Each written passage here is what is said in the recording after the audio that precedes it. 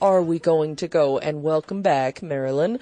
Thank you. You're welcome. My goodness, you're just such a powerful guest to have on.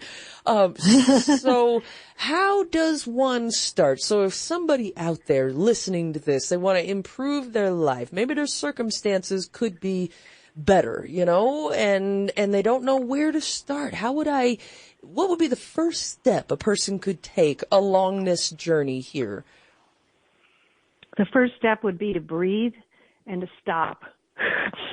Okay. And so I like it. By doing that, we're allowing ourselves to kind of just stop the incessant pushing forward. I've got to fix this. I've got to fix that. Just stop. Just breathe for a moment, and let's talk about the purification journey and how this actually plays out. So, what happens in the out-of-body travel experience is, once a soul has gone through the basic things of learning to have an out-of-body experience, learning to see, hear, experience, move through objects and travel through the astral and then find their way to other corridors that take them to different realms, then there's a whole nother level that comes in. And what it does is it starts with one thing at a time. And I think that that's so important because people can easily get overwhelmed. They think it's, oh my gosh, I have to do this. And it's like, no, we're going to do one thing at a time. And this is how it works, even in the out-of-body travel experience very often with souls, is that you'll go through different periods where you'll have a teacher, and then once you've learned the concept of what that teacher is teaching you, you will be handed on to the next, who will take you into the next level. So, for instance, many times you'll begin with some basic things in learning about oneness and unconditional love. That's where you begin. But then the next step is going to be where you will start having memory and remembering things from past lifetimes and start just kind of piecing things together. But then you're going to also move into, you're going to learn more about how the realm operates in the mystical spheres, because there is an overlapping that goes on between the physical and the spiritual at all times. And so that's when the education on what ghosts and lost souls are, and very often we are called in to assist with things like this, and we'll be called to assist with other things as we continue. And the main reason for this that's real important to understand is that we are always asked to give back to creation what creation gives to us. So as we are being lifted up and taught and, shown these higher things and shown some of the lower things as well, we also will be asked to go in and give service. And so we will give service to souls who are lost. We will give service to ghosts. And then we will also be called in to assist with souls in lesser realms than where we reside right now. Oftentimes also, we will be called in to assist with souls who are in these mortal worlds. And these things will happen in the out-of-body travel states. But then you will also be moving into the initiations into the mysteries, the rites of passage, and you will go into a pretty intricate journey towards the ascension of the soul. And then, believe it or not, that's just the beginning. Once you reach the ascension, you have completed what would be almost like maybe elementary school, maybe at best. You know what I mean? And so there's so much more beyond this. Mm-hmm, mm-hmm. And so during these periods, as we continue to learn, you will start being shown one by one things that are obstacles within your own soul that you have not seen or not realized was an obstacle, because a lot of times we do things habitually because we don't think there's anything wrong with it. Mm-hmm. And then things are going to be pointed out to us, and we will start slowly working on these things energetically. But it will often come, the first thing you'll probably get pointed out to you will be like your primary vice. So like in my case, it was lust. Some people it's greed. A lot of people struggle with lust. And so that would be something where there's going to be a lengthy process where you're going to start extricating those elements that are holding you in that pattern. And when you understand what that means, lust is a misapplication of love. And what you're going to see is with all the vices, that's what you're dealing with. Greed is a misapplication of the love of earthly things, earthly goods. It doesn't make love a bad thing. It doesn't make the creation of the things that we see on earth a bad thing. It is when it is misapplied, when it is out of balance, when it is going in the wrong direction. Vanity is an overt attachment to exterior appearances rather than the internal reality. And so all of these things get shown to you. Usually it starts with one thing that is pointed out as your primary situation, your primary vice. And then you will start seeing and learning why it has been such a problem for you in not just this lifetime, but other lifetimes. And as that it gets pointed out, you start kind of learning how to, you have to do a lot of reasoning with yourself as you remember past lifetimes and what you've done before in terms of figuring out, okay, well, if these things didn't work, then what will? What is it that I'm missing? What am I not seeing? Or what am I seeing in a false way? And a lot of times it'll come back to these two elements, you know, a misunderstanding of eternal love, a misunderstanding of our eternal mission. And again, remembering when we have those misunderstandings, we're usually in a karmic understanding of love, a karmic understanding of life mission. And when you're in the karmic understanding, think of it as being flat on the ground. And when you're in the eternal understanding, think of yourself as hovering maybe above the clouds with an elevated understanding of purpose, an elevated understanding, again, of love, and love as energy, as, you know, it's all these things. Love in a much broader sense than what we're used to thinking of it as. As you go through all these processes, you will be taken through one at a time. And I think that's really important. It's not overwhelming. You will have difficulties. It won't always be easy. The purification path does come with struggle, but you will be taken down that road one thing at a time. Mm. And oftentimes as you go, you'll start working through like your primary vice, and then you'll be shown other little offshoots of where you may have misunderstandings, or you may not be seeing like the harm you might be causing other souls or another soul. You'll be shown that so that you can identify it and then rectify it. And what makes this whole process so very powerful is because when you have the out-of-body experience, brings you right into that energy. And so just being brought into that energy gives you an upward thrust to overcome it that nothing else really can do to that extent, you see. Mm-hmm. But again, we do want to just point out, too, that people can undergo this process even if they're not having out-of-body experiences. Oh, so, okay. All right. Hey, you've got my full attention now. Yes. And so, you know, ironically, you know, in religious studies, Mystical theology is really the science of the purification of the soul.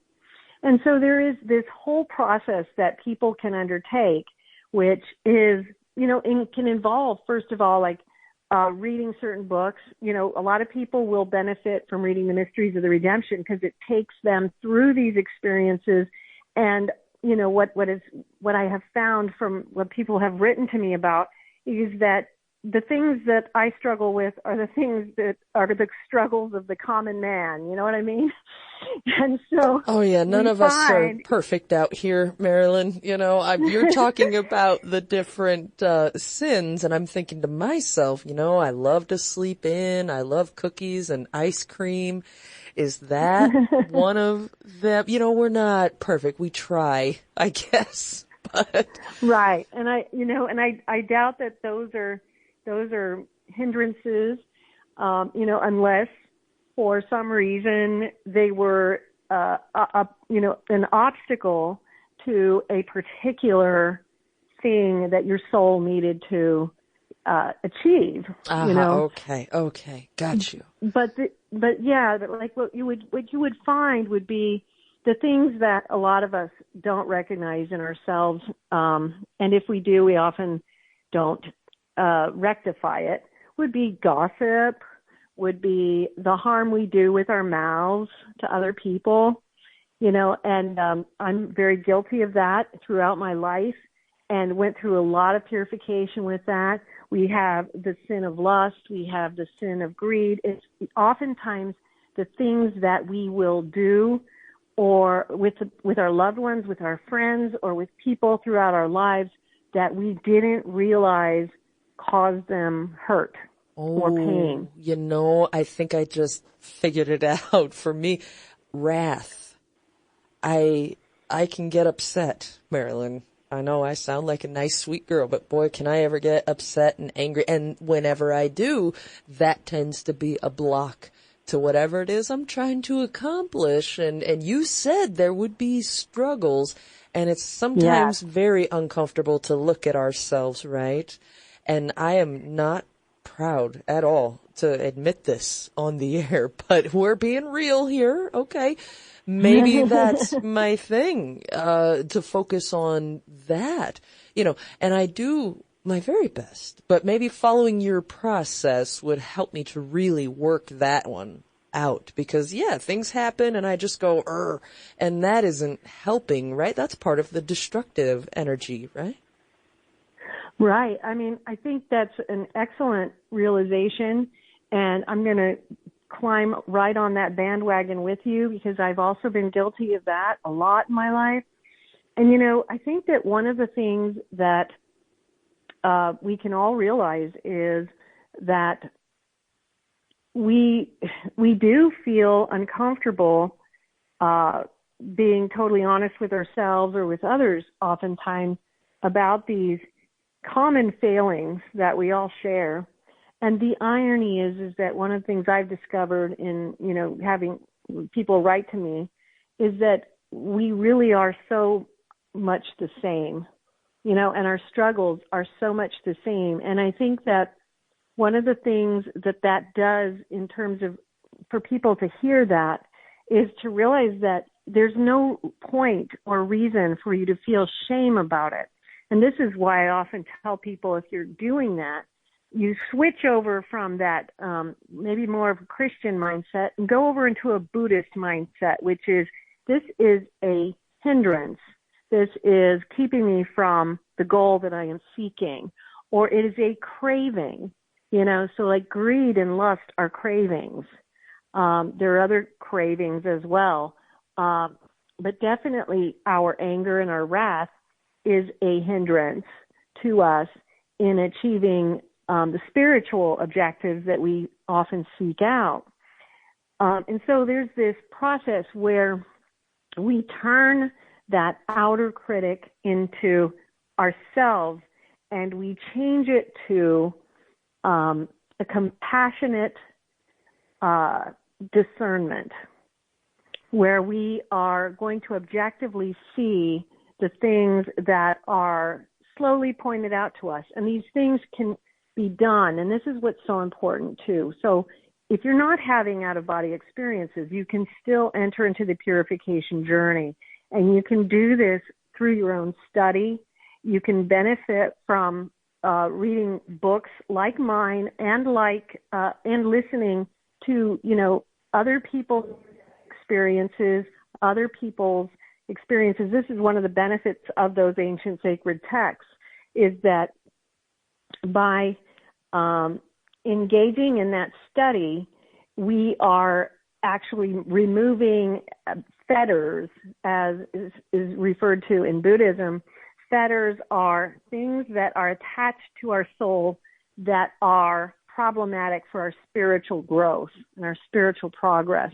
And so we can remove these fetters. We start seeing them, and by being a little more detached about it, it's easier to kind of intellectually just acknowledge and identify and then take action than if we try to attach a lot of negative emotions to the process of rectification, purification of our interior.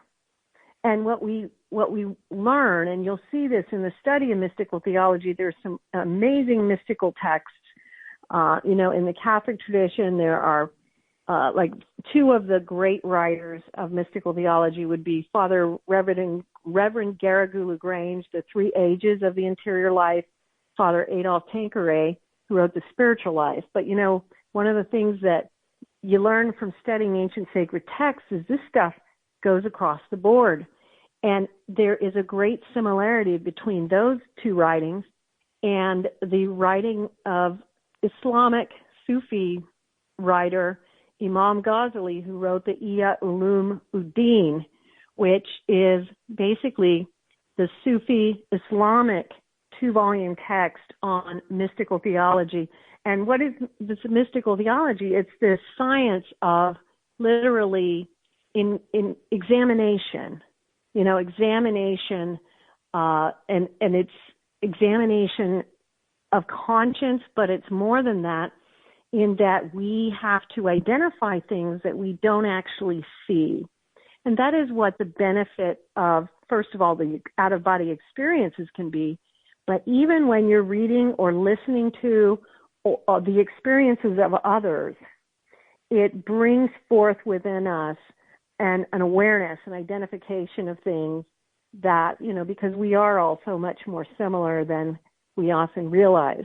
And so we start with this process of purification in this way, and remembering one thing at a time.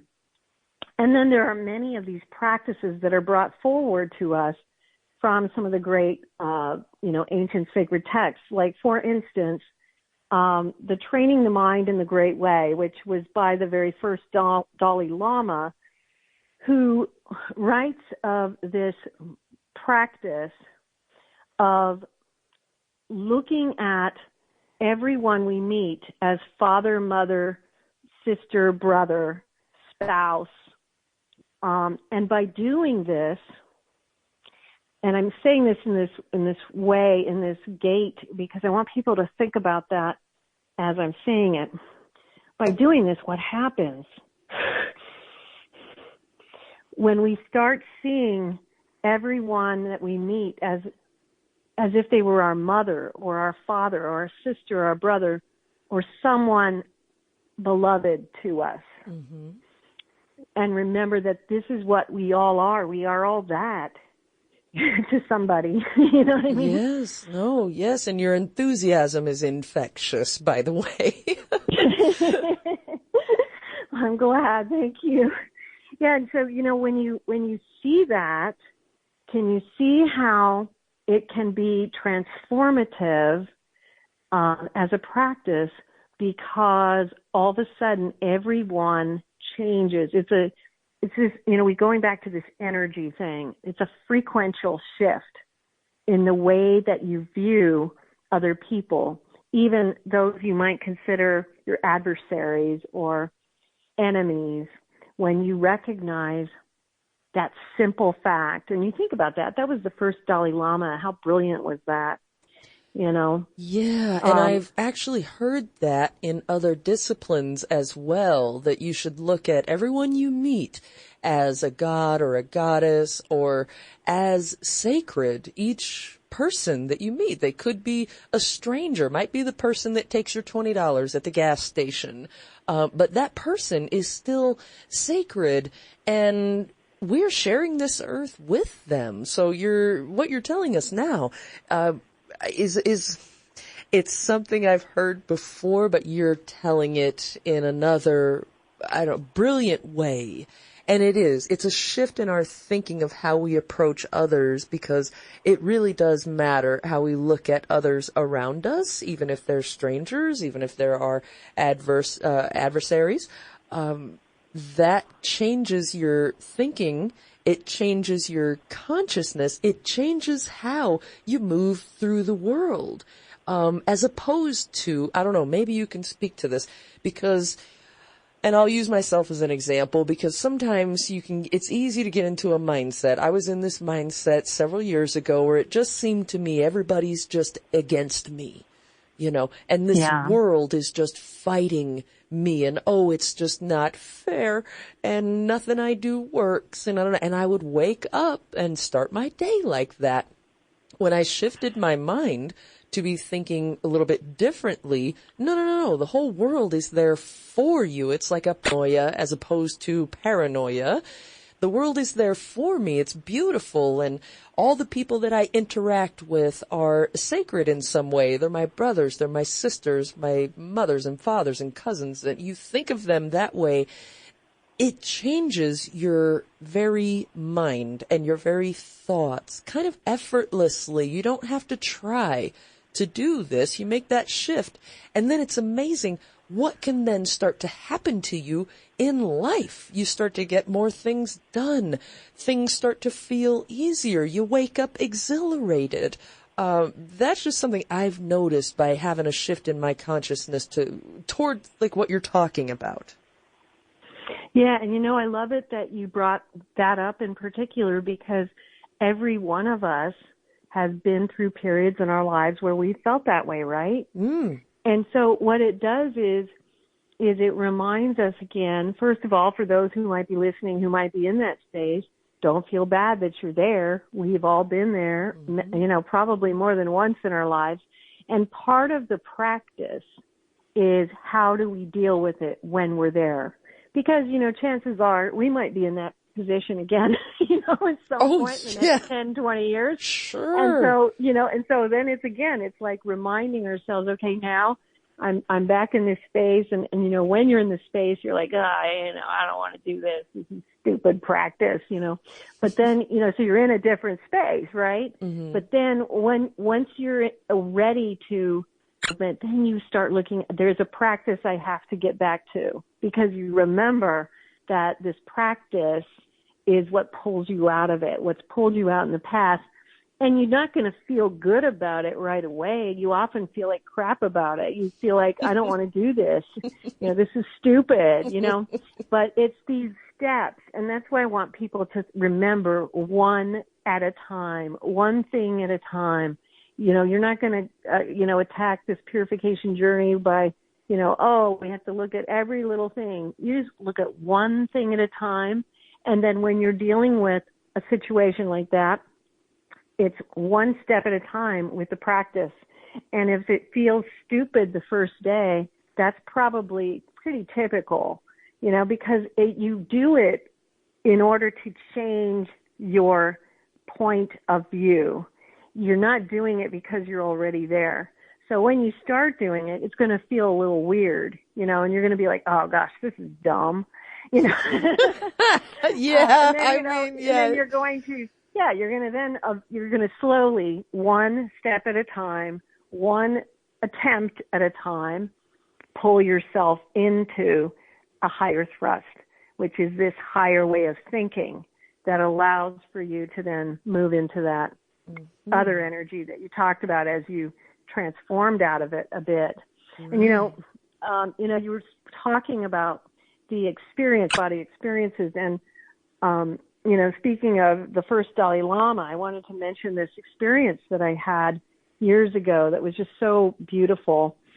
And, you know, I had been going through, because that I was called to do was to assist with ghosts and lost souls. And there were other things, too, that would come as time passed. I would go into spiritual warfare. I would go into purgatorial realms, hellish realms, and assist souls who were reaching a point where they were ready to go to a step higher in their evolution, and you'd help them to move from that realm to the next realm. So I would always be doing this kind of work, working with freeing ghosts and helping lost souls to cross over who had gotten kind of stuck. And one of the things that would often happen is you would be given rewards. And there was this one time that I had done something in that realm. I don't remember exactly what it was. And I was told that I was going to be given like a reward for the work I'd been doing. And it was just so amazing because it was when, you know, you're going through these initiations into the mysteries. And I was taken to this podium, and there was this man who stood there. He was kind of like a guard, but he was kind of like a little bit like a sentinel. You know, he had on a white robe, and he had a golden staff, and he stood there, and he was standing guard over this beautiful, ornate, really ornate, gold, silverish, both. It had both. Casket, and it was oval. It was an oval casket, a funeral casket. And as I'm coming towards him,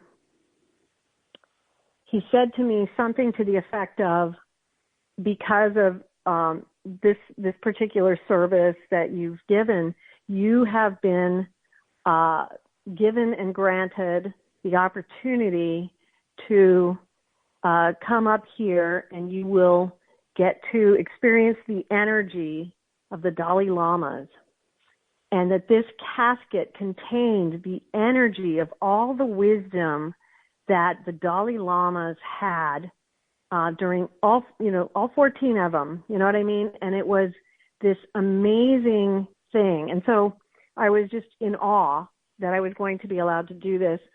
And there were some preliminary things, secret words that, you know, you had to kind of share. And then I was allowed to step up there, and I knelt before the casket, and it was opened, and it was empty.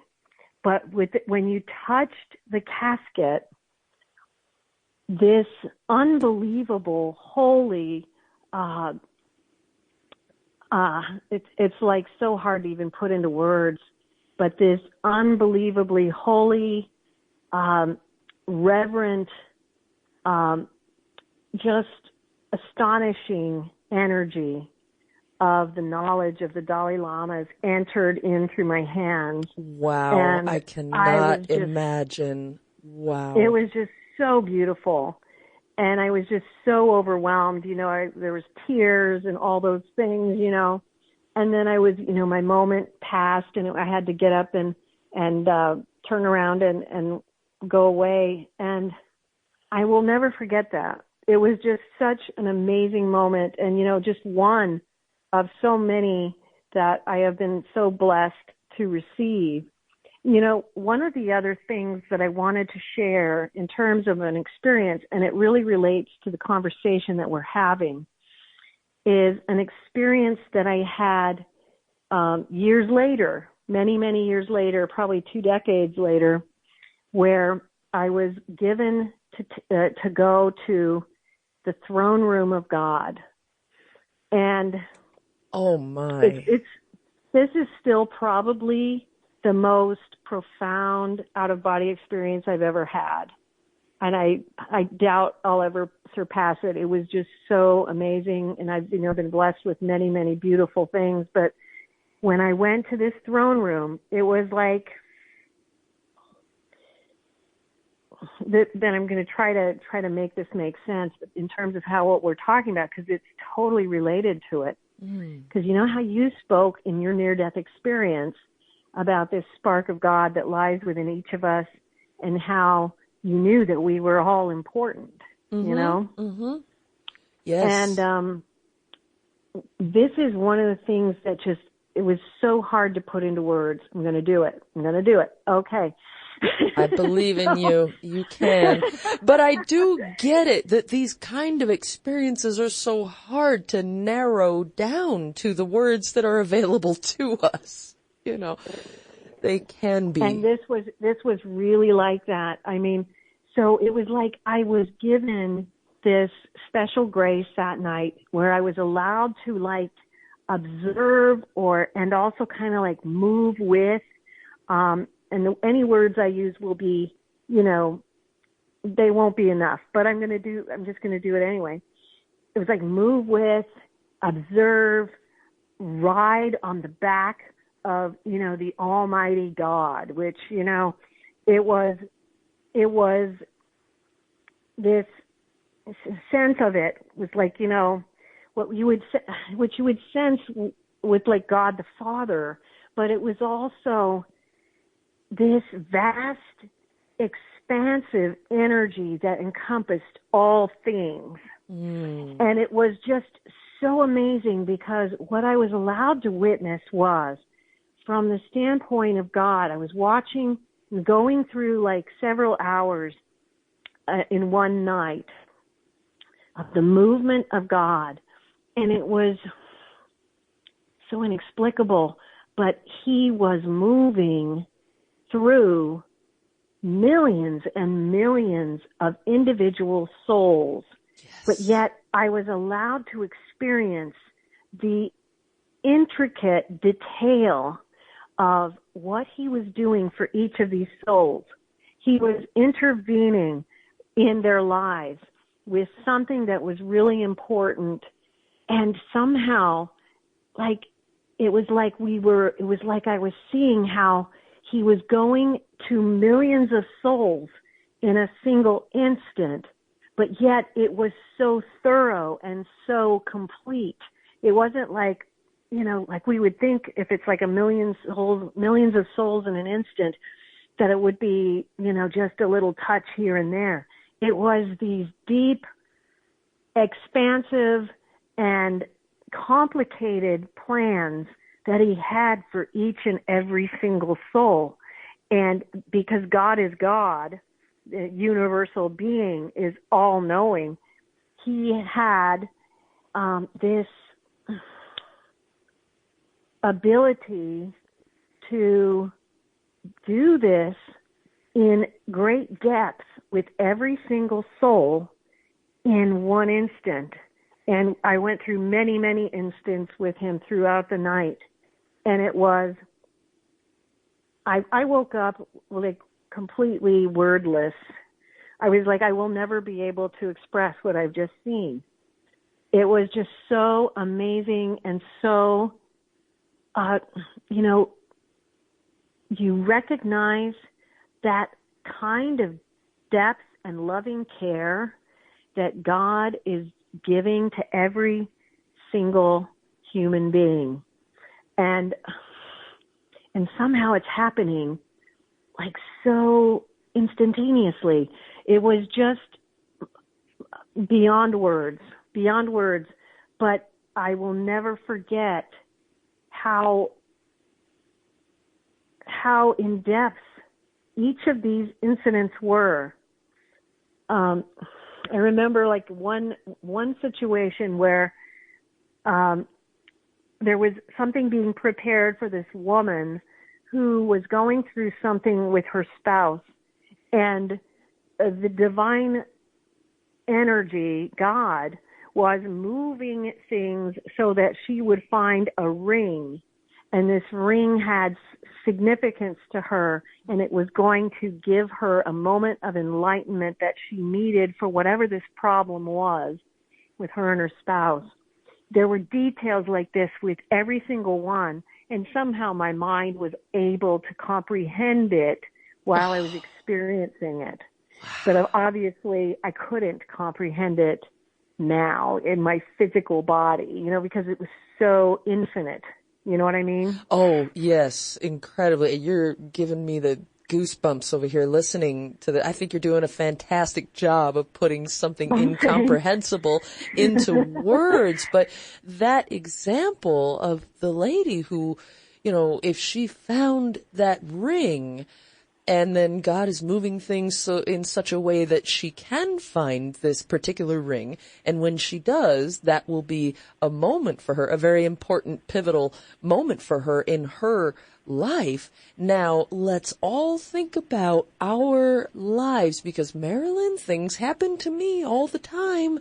And I go, is that? No, maybe. No, because we call them synchronicities, right?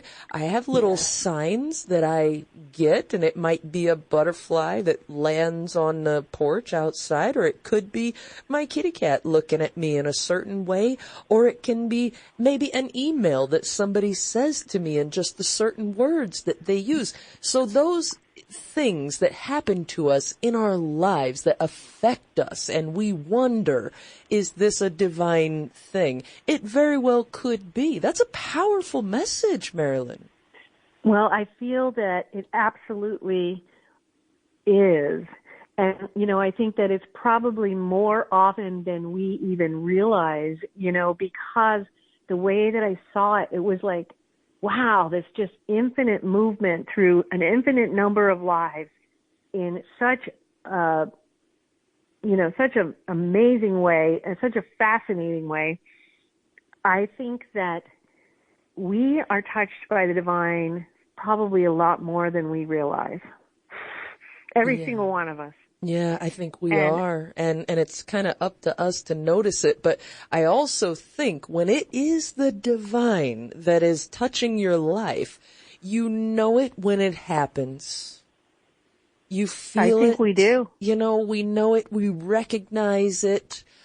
Certain things that happen. And I think, too, that the things that are going to awaken us or lift us up are going to be different for each individual soul. So the thing that's going to wake me up or light that fire for me might be different than, any number of people that are listening right now, or any number of people that listen after this is live. We're all very different, and what's going to speak to us is going to be different. For me, it might be, a funny thing when I was kind of dusting things off in the studio, and I'm not sure if this is going to work out or what. Am I really doing the right thing? I don't know.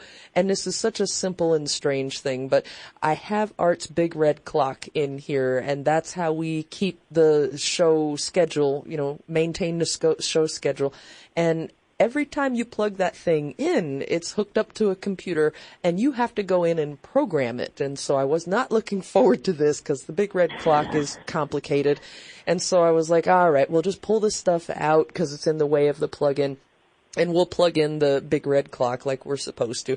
And I plugged it in, and I didn't have to program it. I plugged it in, and it immediately was just programmed perfectly. And it was on the correct time. Now, mind you, this clock has been unplugged for 4 years. It shouldn't remember what the settings are. And I plugged it in, and it went exactly to the right time, exactly all the right settings, all by itself. Now, that sounds like a simple, mundane thing to most people, right? But it spoke to me.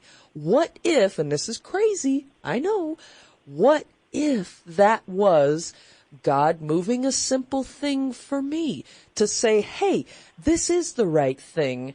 And it was just a simple enough thing like her finding the ring. For me, it was plugging in that big red clock, and it immediately, instantly was right on the money. And that spoke to me. That said, wait a minute. Now, I always have to go in and spend an hour programming this thing. And you mean I don't have to do that right now? I'm just using that to illustrate. It can be I think it's a great example, and I think it's absolutely exactly the kind of thing that I would see that night over and over again. These unique synchronicities for every unique human being. Right. And I think it's a beautiful experience. Yeah. Shows that God's letting you know, I know this is hard, but I'm going to give you a little bit of a boost, a little bit of help Yeah, that's what it was like, because I was so bogged down with this thing and that thing and this other thing, and I figured most everything out, but I was just, oh God, here we go. But we gotta have it. And then it was just plugged it in and boom, there it goes. And I'm telling you, Marilynn, somebody hearing this is like, why is that a big deal? I stood here in this studio dumbfounded, in awe, just looking at the big red clock, like, how did it set itself? That's impossible. I don't know. It would be like, if you had a computer that did not have an operating system on it, and you knew that it didn't, and you hit the power button and you turned it on, and all of a sudden it's got everything on there. It's already programmed. The operating system just landed on there from the clear blue sky. It's that kind of wild. And that was the thing that God would know would affect me personally. Yes. And that's and you know what's so amazing about it is, like, I can see, like, in an instant split second, the energy of God moving through that clock, and then going on to the next soul and the next and the next and the next. And somehow it's all happening simultaneously and yet separately, but all, you know what I mean? But infinitely. Infinitely and so precise for each soul. Yes. Right? Yes, exactly. Yes. Wow. And another thing that I think is just real important is that in the purification journey that we also realize it's not always going to be about, things being wonderful or good or positive, because they're not always like that, and I think it's important to, for people to know and hear that, God loves us, and he loves those who are struggling and suffering even more. One of the things that Mother Teresa used to tell the sick people was, God must really love you because he's trusted you with so much suffering. And, there's people out there who are going to be listening to this and saying, but, you don't know what I'm going through. And you know what? You're right. We don't. But the reality is that this process and this love of God, this choice that we make of being in the creation of the destruction applies to us and to our lives when we're really in a positive place and when we're in a place that is more difficult, when we're going through the worst of the worst. And, there was another experience that I had that will demonstrate this well.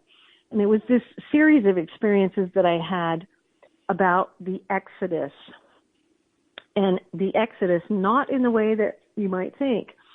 So I was taken into a variety of settings with the Jewish people, and part of it was during the Holocaust, and I was shown many of the different periods of enslavement. So, back in the time of ancient Egypt, and I was shown how the Jewish people would go through what they went through in being slaves, and then, the Exodus.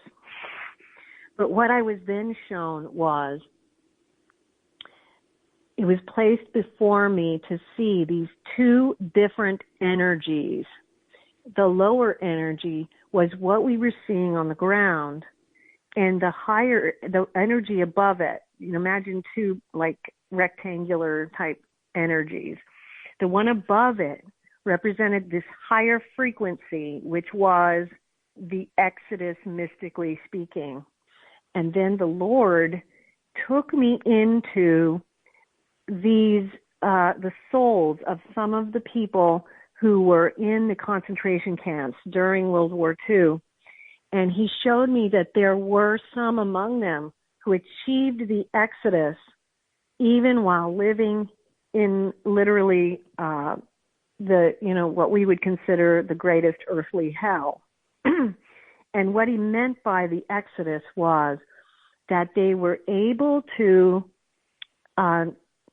pull themselves up into this holy love of God and away from the circumstances that surrounded them.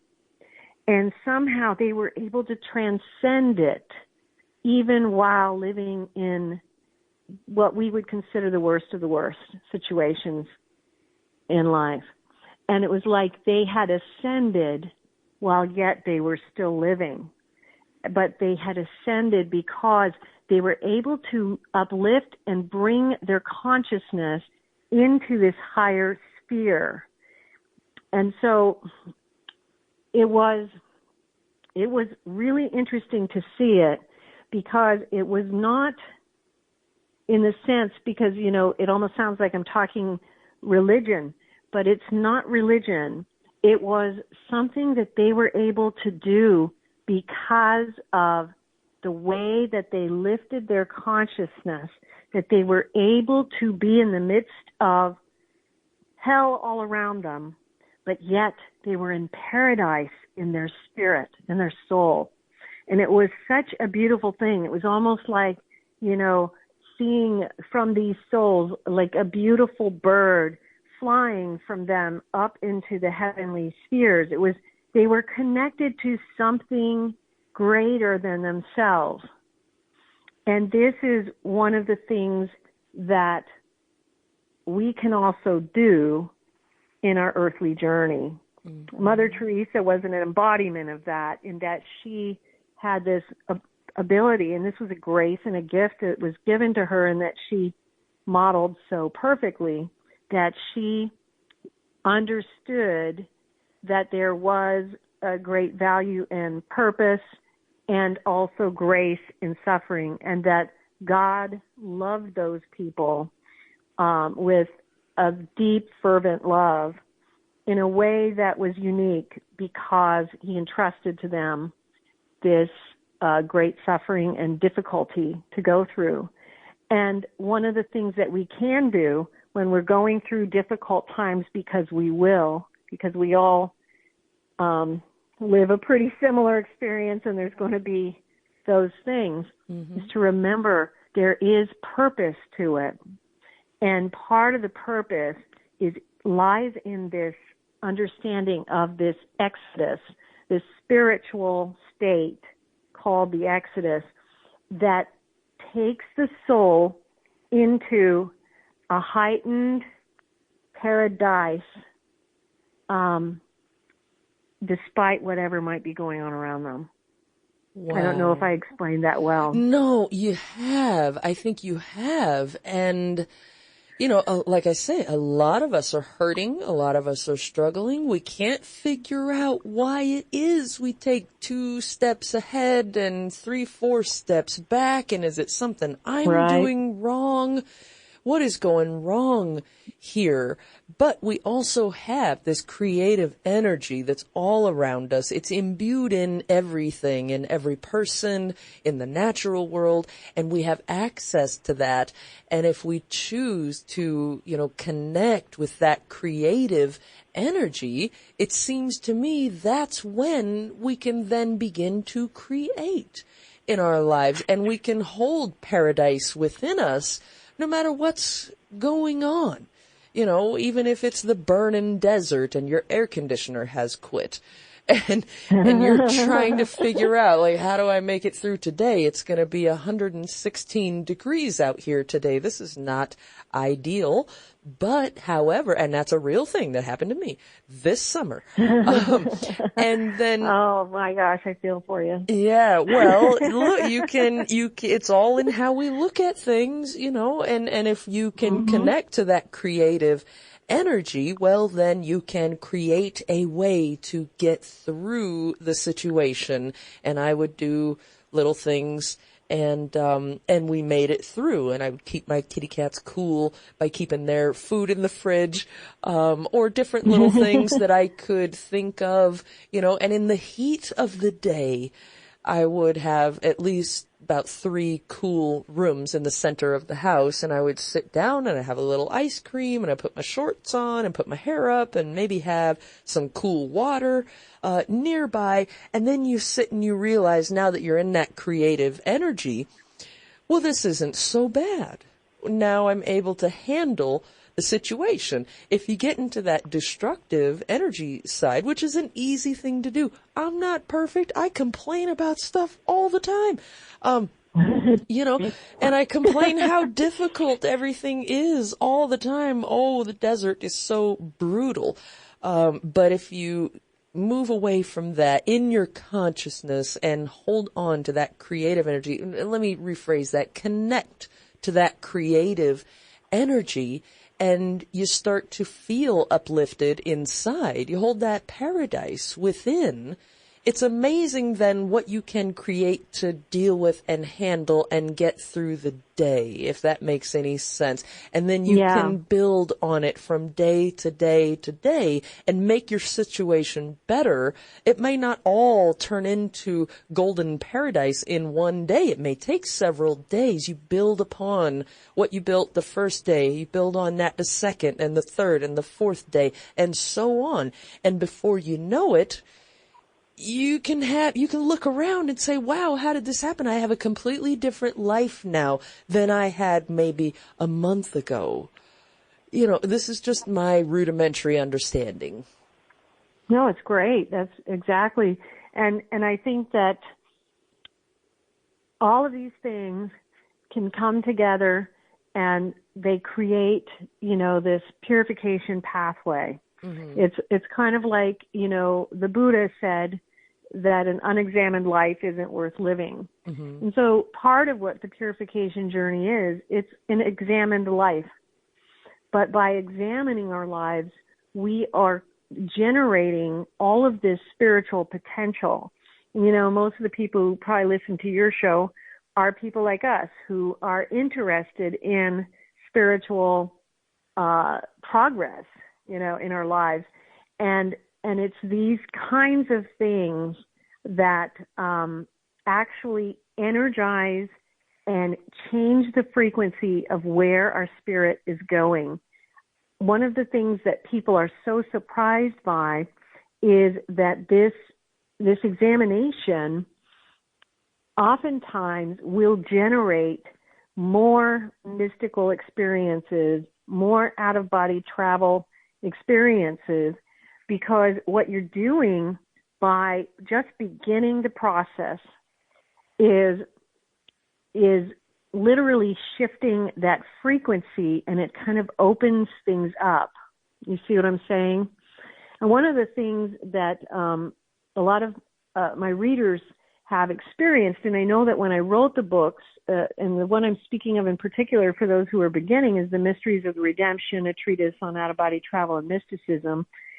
That one, when you start reading it, it takes you through these worlds, and it also takes you through these journeys, and many people will experience spontaneous out-of-body experiences while they're reading this. And there's other books you can read alongside that give you ideas. And also we have a film on how to have an out-of-body experience of things that you can be doing. But what happens is, as you read about other people's experiences, whether it's mine or even all these other things we've talked about, near-death experiences, mm-hmm. you are opening up your spiritual corridors to the possibilities that lie out there. And it just ignites something within the soul and causes many people to have these things spontaneously. And so it's not as difficult as it might seem right off the bat. Because again, you want to go back to stop, breathe, and it's going to be one thing at a time. Don't overwhelm yourself with the entirety of the journey. You just focus on the one thing at a time, and be very patient with it. Mm-hmm. Be very patient with yourself. And so all these things come from the out-of-body experience, but they also can come from the inquiry into the experiences of others and, the whole path of mystical theology, the studying of the ancient sacred texts, which takes you up that stairway to heaven and shows you all of these different practices, all of these different perspectives, all of these different facets of the diamond. And then what happens is before we know it, literally, we're suddenly moving in the river of universal being. And we're just there. And we're just there. Yeah, that's the ultimate creativity space right there. Right. And it's also the ultimate peace. Mm-hmm. And, so we talked about, Yes. all these people having these issues. That is that separation again. Mm-hmm. And it's these little steps, these one step at a time. And suddenly you are there and you don't know how you got there, but this is how. It's all these little things, these one thing at a time. Yeah. Yes. Yeah. And then all of a sudden you just get thrust either into an out of body experience, or you can tell that you've frequentially changed. Because one of the things I tell people, it's kind of repetitive with me, but I'll say it again because it's important, is, knowledge is not information. It's a vibration. And this is one of the first things that you learn in out-of-body experiences, but you really get it honed in as you continue down the path. Knowledge is not information. So as we're traveling through the out-of-body experiences, we go through these vibrational raisings. And the reason for that is because in order for us to become compatible realms and higher sphere travel, we have to allow our vibration to be increased. And then what we find is that the knowledge of God, so let's go to another aspect of near-death experiences, but it's also an aspect of out-of-body experiences, is this inexplicable understanding of all mysteries of life. The knowledge of God just comes into people, and for that time, you just understand everything. And it all makes sense. Everything makes sense. All these revealed to you while you're in that space. And so why is that important? It's because every time you go out of body, you're bringing a little bit of that back with you. And every time you go into that energy, you are having your vibration uplifted. And your frequency is getting higher and higher and higher. And you go through the vibrational raising. And what you find is that as that occurs, those things that you might have experienced that first time or whatever, but when you came back, obviously you don't remember most of it. You just remember that you experienced that. Mm-hmm. But over time, you start bringing some of that back with you because it's all about the vibration of your soul that helps you to understand these things. And so the more that your frequency goes up, the more that your vibration goes up, the more you understand. Because that understanding is vibrational. It's the higher your frequency, the more you understand the mysteries. That's just how it is. It's not information, see? Mm-hmm. And see, people look at it because we're so grounded. We're here on the ground, and like we talked about, when you're in your karmic mentality, you're on the ground, you're thinking from the ground, you're thinking from a physical standpoint. When we're talking about really understanding and attaining into knowledge, we have to think about it vibrationally, because it is not information. And so that is something that we want to encourage to change that viewpoint, that it's not information. Because if you want to understand the mysteries of God, you have to be in a certain vibration and frequency for you to be able to comprehend it. Mm-hmm. And that is why it is a progression, and it has to be this progression. One of the things that I've experienced, and I was shown this, early on, so that I would understand why, well, why can't I just go wherever I want? You know what I mean? There's all these amazing spheres of existence. There's these creative realms, these cities of light. There's these beautiful, beautiful galactic heavens, all these amazing places. And I would want to go to the next level right away. And so one time they allowed me to try to go to the next level without being vibrationally prepared. And when I flew into that sphere, I felt as though I was being crushed because the vibration of it was so strong, and I was not yet compatible to it. I couldn't go. I couldn't get in there. And that's when I understood that's why you have to go through this progression, because you have to become compatible to the next phase of knowledge in order to fully be able to go there to where it resides, but also to be able to understand it. That understanding comes from that vibration and the frequency. It doesn't come because, you studied hard. You know what I mean? Right. So it's not the information. It's this frequency. Right. So that's why you're telling us to be patient and take it one step at a time, one thing at a time, because each step leads to the next step up, and you can't skip steps. Exactly. Yes.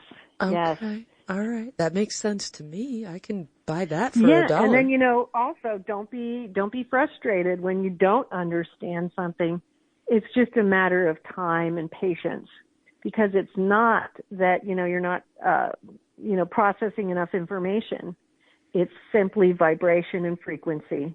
And so it's just, okay, well, I'll get there.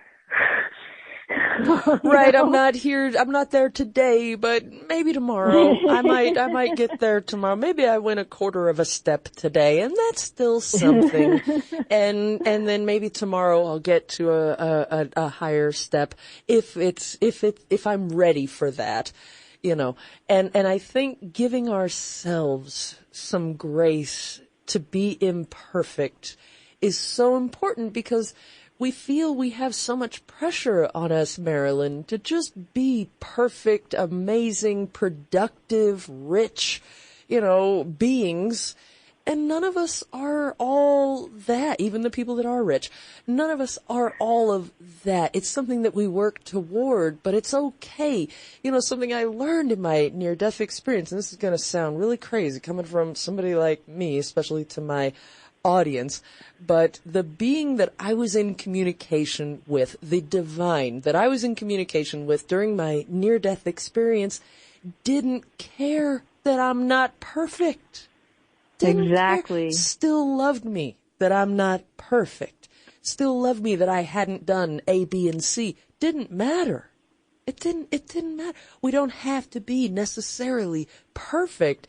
And I think we're attached to that in our earthly experience. It's not about that. It's about raising up that frequency like you're talking about, taking those steps one at a time like you're speaking of, because every single one of those steps, we are absolutely loved by the divine along the way. Absolutely. Absolutely. And one of the things that I think is important for people to think about is, the whole story of the fall of man, if you read the writings like of Jacob Boehme, where he speaks in the Mysterium Magnum about the entire Genesis story, and he has these amazing mystical things, and there are also other mystics who have had experiences about this. The whole thing that we need to understand, it's real simple, is God created us to be the way we are. He created us to be imperfect. Not only is he okay with it, he knew that this is the way it was going to be, and he wanted it to be that way. And so when we recognize that and realize that, that not only is it accepted, but it's exactly what he intended. This is why we're here. You know what I mean? Then it takes a lot of that pressure off in terms of thinking that this is all about perfection, because it's not. And, the purification path is definitely not about perfection either. It's about removing those things that are hindering us from making those spiritual attainments, which what we become so much less attached to what that means when we start realizing that, which is we're just removing things like, if I have stuff blocking my front door and I'm just moving them out of the way so I can go through the front door.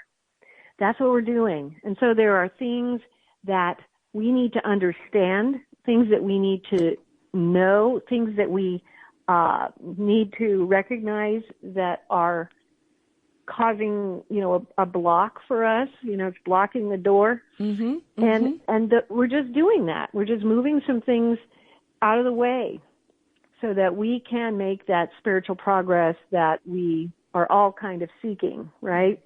Right. That's going to lead us to that purpose, right? Wow. Right. Incredible. Really, truly incredible. I have lost track of time listening to you speak. It's just, I am so enjoying this conversation right now. I don't even have the words, and I'm supposed to be the talk show host that knows all the things to say. What do you say we run to a break? And I'm getting some questions from the listeners out there in my looking glass, and I think there was somebody trying to call on Skype. I'm not sure. I'll try to get a phone call if we possibly can, but I do have listener comments and questions in the looking glass. You want to respond to some of those when we come back from the break? I'd love to. That'd be great. That would be wonderful. And I apologize for losing track of time, but when you're saying these things that I feel are so important for people to hear, especially now in these times that we're living in, I don't have the heart to stop you, But I guess that's the benefit of being independent. We can do things like that, and it's all right. Yeah, you gotta love it. Yeah. For sure. I love having that freedom of being able to do those things. So yeah, we'll head out to a break and come back and talk about some the comments. So I just want to let the listeners out there know, hey, if you've got a question for our wonderful guest tonight, Marilynn Hughes, which really wonderful is inadequate if you ask me. She's just got a message I feel people need to hear. If you want to get your question on the air for Marilynn Hughes, you're welcome to call on Skype if you're brave out there. I'm not going to bite you, and she certainly isn't. Or you can send your questions into the looking glass if you're a subscriber out there. And look, what am I doing with this interview tonight? And boiled scarab by the light of the waning moon. Then you must swiftly away to the creeks of Isidore to bathe the wound in the purest waters. Keep your first aid skills up to date with a St. John First Aid Essentials course from $75. Search St. John First Aid for more. St. John. Life goes on. In a world where everyone's on and no one's unplugged, where being busy is a badge of honor, where the race from the gym to the office to the carpool and to the kitchen is unrelenting, when your spouse asks, what should we do for dinner? And your boss demands, I need this ASAP every single day. And silence and solitude is only achieved when your phone battery dies. To a quiet space near you this February.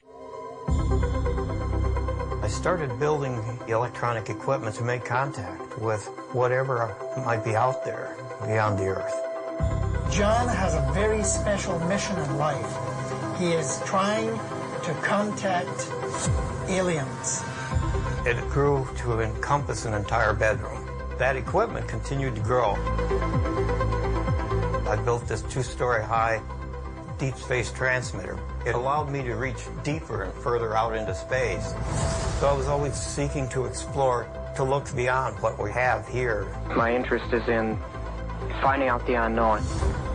And you search and you continue searching because of your desire. Because of that, you know there's something there. We've all been there. You're rapidly approaching a deadline that you don't have a slush puppy's chance in Hades of making. What do? You've already used the "my grandmother died" excuse 3 times, and no one really believes you have repetitive strain injury.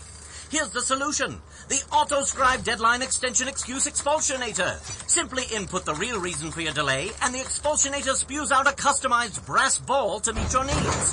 Client changed direction. Client failed to respond on time.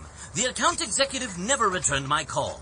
I sent you a memo about a week ago. After all, who couldn't use a pair of balls now and then? Skip those late nights. Get your Auto-Scribe Deadline Extension Excuse Expulsionator today. When you don't go to Geico.com, car insurance can be confusing. Like Swedish techno confusing. Bark, bark, meow, meow. Dance with me, purple cow. Bark, bark, meow, meow. Ooh, you lovely cow. Geico makes it easy. With 24/7 access, all you have to do is go to Geico.com and you could save money on car insurance. It just makes sense. Unlike, Dance with me, purple cow. I like your moves. We have ignition.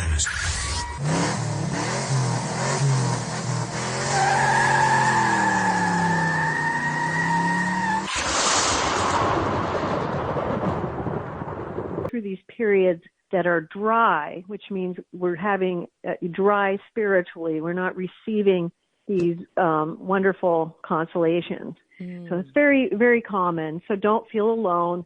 Don't feel like you have to relearn. Just continue doing the things that you've done and continue meditating and kind of go with the ebb and flow. Oh, okay. So when it's right then for the out-of-body travel to happen again, it will. It will. Yes. That's amazing. Yeah. That's amazing. All right. Well, very cool. And thank you so much, Linda in Nova Scotia, for sending that. That's a very good question. Because, you know, that's something I've wondered about too. You know, I haven't been astral traveling. What's going on? Just a part of the process. Now, I'm very excited because, like I said, since I've been back, we have not taken a single call with a guest. Well, Marilynn, you're obviously the one with the Midas touch because we have a call. Awesome. Yes, this is so cool. Yes. I mean, I'm a talk show host. I live for this. You know, every show that we ever did had lots of calls with the guest. That's the whole point. So here we go. Ooh, this is a moment I'm having right now. Drum roll, the roll. Divine is moving. I'm telling you guys. It is moving. It's moving right now. So on North American Skype, you are on the air with Marilynn Hughes. Welcome to the show. Hi, Heather. Hello there. Hello. This is Mike, huh? Yeah. Hi, Mike IP here. Nice. Glad to have you. Hi. Oh, well, welcome. I'm glad to be your first caller back. That's an honor. Well, first caller with a guest, so you're a very, very brave soul. And then, look, you're on with Marilynn Hughes. Do you have a question about what we've talked about so far tonight? Yeah. Marilynn, you're one of my favorite guests that Heather's always had on, or ever had on. Sorry. I'm a little nervous for some reason. Sorry. Apologies. Thank you. That's very kind, and I'm very honored. Yeah, and like she said, you have a very infectious energy about you. Oh, thank you. So my question is, my grandmother passed away in 2017, and she was always a person I went to for advice. I was wondering if there's any way to contact her on the astral plane, just to talk to her about things that are going on in my life right now. Well, the thing that I would keep in mind, first of all, is that the astral plane is the plane that overlaps the physical. She might not be in the astral plane. She could be in, some higher realms and stuff. But what you experience with this is that people will have different levels of ability to contact their loved ones after they've crossed over, and they go through different periods of spiritual development and purification as well in the afterlife experience. And so there will be periods where you may not hear from her at all, and maybe you haven't heard from her, but you can always just talk to her, because there is always that access that she can hear when you're trying to communicate with her. You know, so you can talk to her in your thoughts, you can talk to her out loud if you want. And what you might find is, you know, if she comes to you in an actual out-of-body experience, a mystical experience, or in some other way, you know, appearing at the foot of your bed, then that's fantastic. But don't underestimate the less dramatic things that occur too, like Heather was talking about earlier, where you might just all of a sudden have that answer in your head, and that may very well be her effort to get that answer into your head. You know, so be open to receiving it in whatever way she may be able to get it across. And it may even be, you know, something like these little signs and symbols that we talked about earlier. It may be something that she puts around or makes you become aware of, that all of a sudden, like in, you know, just like this immediate spark of, oh, I know what that means. You know, like we were talking about the different objects, or drawing your attention to something suddenly awakens that answer within. And so let it come however it may be, but don't ever stop talking to her. Don't ever stop talking to her. You know, my mother passed. I talk to her every day. And every once in a while, I get to see her in an out-of-body experience, but I feel her presence, you know, throughout in different ways. You know, sometimes it's more subdued, and then there are other times when I'm just, you know, covered in goosebumps because I know she's right there. But there are other ways that they'll communicate with us, too, that are not as dramatic, and so be open to those as well. Awesome. Excellent. Well, Mike, sorry, what was that, Mike? Oh, I was just saying I have experienced that, too. Things that just ideas and things that sound like something that she would say, that she would tell me, just pop in my head. And like, where did that come from? So that makes total sense. That's exactly what I'm talking about. You've got it there. And I think that that's a confirmation, right? And boy, I'm just getting slammed right now. That is a confirmation from her that she's letting you know she is making contact with you and she's trying to continue the communication. And wow, I'm just really feeling her strongly right now. She wants you to know that that is her. That's her. Awesome. Thanks so much. Wow. And You're very welcome. Thank you for calling in. Thanks for sharing your grandma with me. She's a powerful little spirit here. She is. What a great lady. I'm really feeling her. Yeah. Wow. Awesome. That is so cool. That's amazing, Marilynn, that you can. She's a special soul. She's a special soul. And boy, does she love you. Wow. Boy, does she love you. Man, I can really feel it. My goodness. And, you know, we were talking about that love that comes from the divine. And sometimes, you know, when you touch into, because, you know, sometimes I'll have this grace where I can experience this. It's amazing when our loved ones cross over, because they enter into this, you know, divine stream as well. And you can feel in these moments when they allow you to feel their presence, you can feel this love that's even greater than what they felt during life, because it is expanded by